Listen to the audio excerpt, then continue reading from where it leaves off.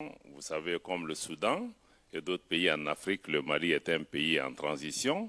Nous sommes dans une transition politique qui est censée consacrer le retour à l'ordre constitutionnel à l'horizon mars 2024. Et l'objectif principal de ce processus de transition, c'est centré sur la refondation de l'État malien, qui a deux piliers essentiels. L'un, c'est la conduite des réformes politiques et institutionnelles pour asseoir une gouvernance durable dans le pays. Et le deuxième point essentiel, c'est sur la question de sécurisation du pays, ça aussi pour créer les conditions nécessaires d'un retour à la normale. Je crois que cela a été indiqué tout de suite pour nous. Les questions de coopération, les questions de développement sont aussi liées à des questions de sécurité, à des questions de paix qui sont indispensables. C'est un cercle vicieux. Il faut aborder ces questions de façon tout à fait holistique. Mais pour nous, Mali, pour qu'on puisse éviter de retomber dans des cycles perpétuels de conflits, de changements anticonstitutionnels et d'autres paramètres, nous, on voudrait centrer l'essentiel du débat aujourd'hui sur le rôle de l'État. Parce qu'à mon avis, on ne peut pas faire la paix sans l'État, on ne peut pas développer sans l'État, on ne peut pas même travailler avec la société civile sans État.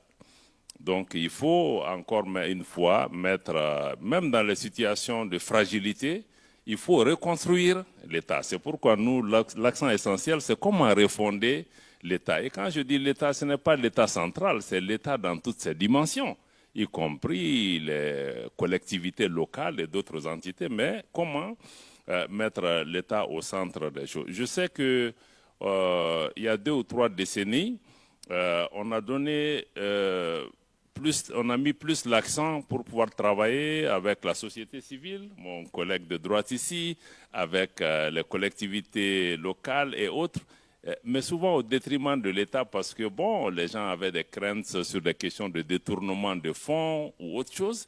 Mais aujourd'hui, je crois qu'il faut vraiment qu'on puisse repenser l'ensemble de ces dimensions pour voir comment la coopération au développement éviter qu'elle puisse constituer à davantage fragiliser nos États.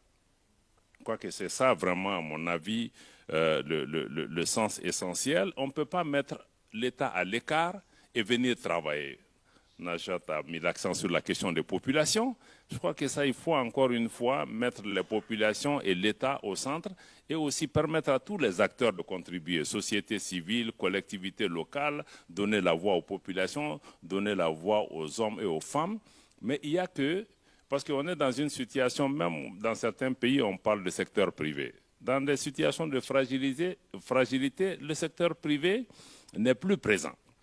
Et il y a beaucoup d'acteurs qui ne sont pas là. Donc, obligatoirement, l'État doit être là pour pouvoir jouer un certain rôle actif en attendant de revenir à une situation normale. Pour moi, la situation de fragilité ne doit pas être perçue comme une permission ou une permissivité pour faire tout ce qu'on veut. Je crois qu'il faut aider les pays à rebâtir leurs institutions étatiques. C'est le seul institut. Aujourd'hui au Mali, je vous donne un exemple. Le plus grand problème de sécurité que nous avons, c'est que nous avons des poches entières du pays qui échappent à tout contrôle étatique. Et ces poches ont été utilisées par des groupes terroristes, par des acteurs non étatiques, par des groupes criminels qui ont pris les populations en otage. Et c'est ce qui a mené l'expansion du terrorisme. Donc pour nous, l'objectif stratégique essentiel même de la coopération au développement pour des pays comme le Mali, c'est comment restaurer l'autorité de l'État sur l'ensemble du territoire pour que l'État lui-même, en tant qu'État démocratique, inclusif, puisse organiser l'ensemble de ces processus de développement. Donc moi, si j'ai un message à lancer encore une fois, c'est encore une fois d'attirer l'attention sur la nécessité de cet élément. Le deuxième point, de mon point de vue, c'est aussi parce que nous, on a passé près de 10 ans, le Mali s'est rendu compte que l'essentiel de nos propositions de solutions était importées ou imposées de l'extérieur. Aujourd'hui, les Maliens se disent que nous voulons nous réapproprier notre pays, nous voulons nous réapproprier notre vision du développement. Donc il est extrêmement important que tous les partenaires qui viennent puissent inscrire leur action dans la vision des autorités du pays.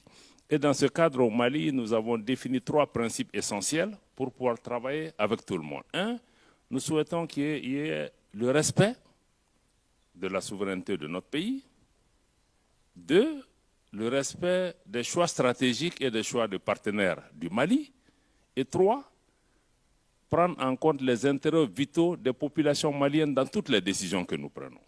Donc pour nous, tous ceux qui viennent nous aider, sociétés civiles, collectivités étrangères, partenaires au développement, s'ils inscrivent leur action dans ce cadre, ça nous permet de travailler. Donc pour nous, vraiment, c'est essentiel, encore une fois, l'État, le rôle central de l'État dans la promotion de tout ce que nous faisons, un État organisateur qui puisse aider. Et deuxièmement, c'est vraiment de s'inscrire dans la vision. Quelqu'un a dit ici, le partenariat, le dialogue, ça suppose aussi qu'on s'écoute.